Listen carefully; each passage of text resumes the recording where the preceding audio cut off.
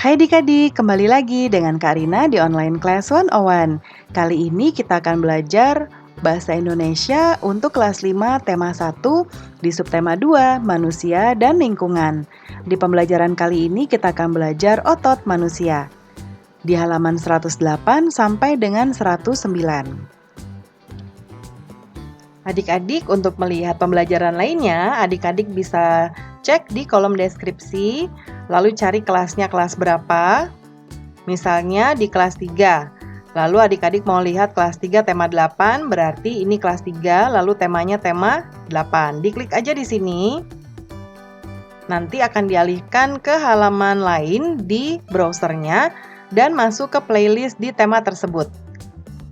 Seperti ini. Nah, ini sudah berurutan mulai dari halaman awal sampai dengan halaman terakhir di bukunya ya. Dan di sini Kak Rina membagi-bagi berdasarkan pembelajarannya. Jangan lupa di-subscribe dan klik loncengnya ya. Terima kasih. Yuk kita mulai adik-adik, ditonton sampai habis ya. Jangan dilewatkan karena ada informasi penting yang Kak Rina berikan. Dan diulang lagi videonya sampai adik-adik benar-benar paham. Nah, adik-adik, kita akan baca teks otot manusia ya.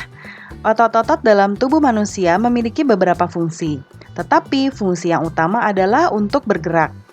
Nah, otot itu seperti di pembelajaran sebelumnya ya, nih Karina kasih gambarnya ini. Ini otot yang ada dalam tubuh kita. Ya, kalau kita nggak ada kulit, akan terlihat seperti ini. Ya, nah karena kita dilapisi kulit ya, makanya kita terlihatnya seperti ini nih. Ini mukanya tidak ada kulitnya ya, jadi nggak kelihatan otot semua ya. Nah, lanjut, adapun fungsi-fungsi yang lain antara lain untuk mendukung tubuh, menjaga postur tubuh, dan menjaga suhu tubuh. Semua fungsi otot tersebut dapat dilakukan apabila otot dalam keadaan sehat tanpa terjadi gangguan atau kelainan.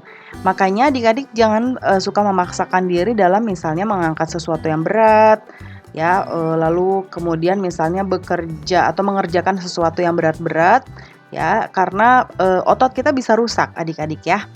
Kemudian otot dalam tubuh manusia berperan dalam gerakan-gerakan yang disengaja. Gerakan yang disengaja berarti dilakukan secara sadar ya, membutuhkan usaha tersendiri pada tiap-tiap bagian otot. Misalnya gerak yang disengaja, berjalan, membungkuk, memutar, memegang, mengangkat. Selain itu, otot dalam tubuh manusia juga berperan dalam gerakan manusia yang tidak disengaja.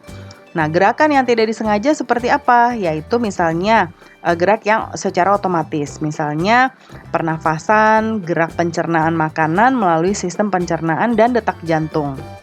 Otot dalam tubuh juga berfungsi memberikan dukungan. Otot-otot dalam tubuh manusia, khususnya otot pada rangka, bekerja untuk mendukung tubuh. Misalnya ketika duduk dan berdiri, otot-otot rangka ini akan melakukan penyesuaian gerakan dengan memperkuat sendi dengan menopang tulang sehingga berada pada posisi yang tepat. Ya, jadi kalau kita duduk itu kita bisa duduk tegak karena ada ototnya ya, membantu tulang supaya bisa menopang diri kita. Kalau nggak ada kita langsung lunglai gitu adik-adik ya, langsung tergolek gitu ya, terkulai lemas gitu ya kalau kita tidak ada otot ya. Selain itu, otot rangka juga memegang peranan penting dalam menentukan kekuatan tubuh secara keseluruhan dan kemampuan untuk melakukan aktivitas fisik. Dengan otot yang kuat, maka kesehatan tubuh kita juga akan terjaga dan kita pun akan bisa melakukan berbagai gerakan. Fungsi lain dari otot adalah untuk mempertahankan postur tubuh. Otot-otot rangka membantu manusia misalnya untuk berdiri dan mempertahankan sikap tegak ya, seperti kalau upacara tegap gerak gitu ya. Itu berarti kan adik-adik harus posisinya berdirinya lurus, tegak gitu ya, tidak meleot-meleot gitu. Nah, itu adalah kerja dari otot-otot rangka ya. Nah, dalam hal ini otot tersebut juga membantu menjaga keseimbangan tubuh. Otot juga berperan dalam menjaga suhu tubuh secara keseluruhan. Sistem otot dapat merespon jika tubuh mengalami penurunan dan peningkatan suhu tubuh. Contoh respon otot ketika terjadi penurunan suhu tubuh adalah menggigil. Ya, kalau adik-adik kedinginan pasti menggigil ya. Kemudian menggigil adalah respon tidak sengaja di mana otot berkontraksi secara tepat untuk menghasilkan panas. Nah, otot yang menggigil tersebut menuntut peningkatan darah yang mengandung oksigen untuk meningkatkan suhu tubuh. Nah, berdasarkan bacaan tadi adik-adik, kita temukan ide pokok masing-masing paragrafnya yuk. Yang pertama sudah dicontohkan ya dari buku. Kita akan mulai di paragraf kedua ya. Kita lihat di paragraf kedua. Nah, mulai dari sini. Ini paragraf kedua. Yaitu otot dalam tubuh manusia berperan dalam gerakan-gerakan yang disengaja. Mulai dari sini. Sampai sini. Ya. Lalu yang paragraf 3 ini, selain itu otot dalam tubuh manusia juga berperan dalam gerakan manusia yang tidak disengaja. Nah, dari sini adik-adik sampai sini ya. Ini ide pokok ke paragraf ketiga.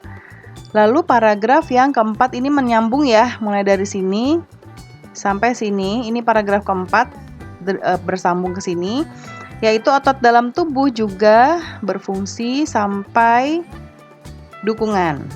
Ya, sampai sini. Kemudian yang paragraf 5, yang ini kelima. Ini fungsi lain dari otot adalah untuk mempertahankan postur tubuh sampai sini.